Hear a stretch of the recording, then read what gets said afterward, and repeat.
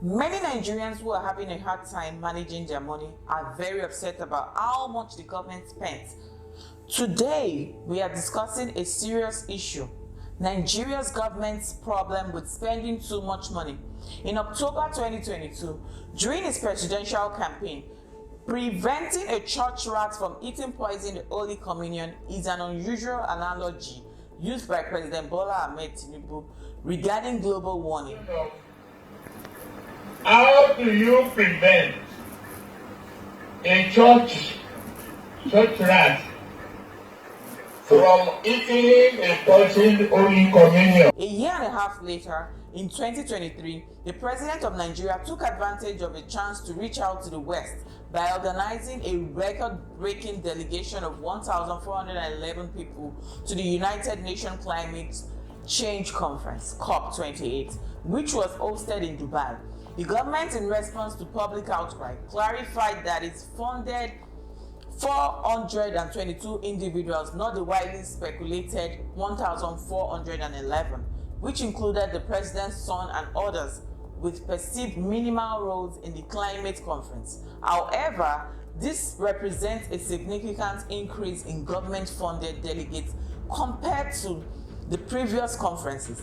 Nigeria's delegation of 1,411 ranks third globally, behind only the host country UAE and Brazil. The COP28 conference, with over 97,000 in-person participants and an additional 3,000 virtual participants, has sparked varying responses from countries globally.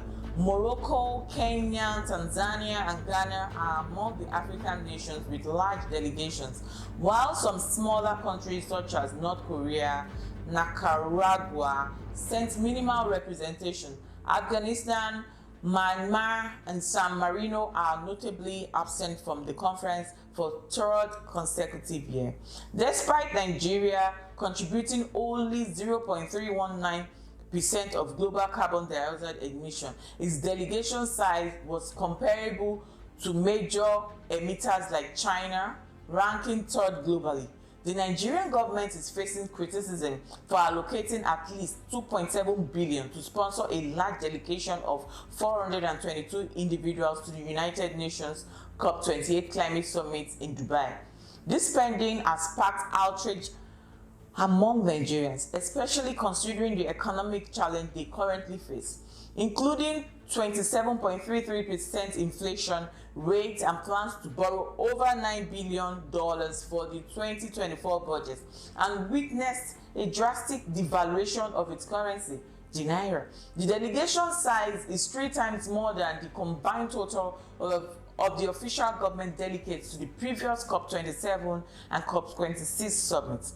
The Nigerian government's preference for international flight operators paid in foreign currencies for charter services added to the growing spending critic. Such extensive spending on the delegation is questionable, particularly when many Nigerians are grappling with the rising cost of living.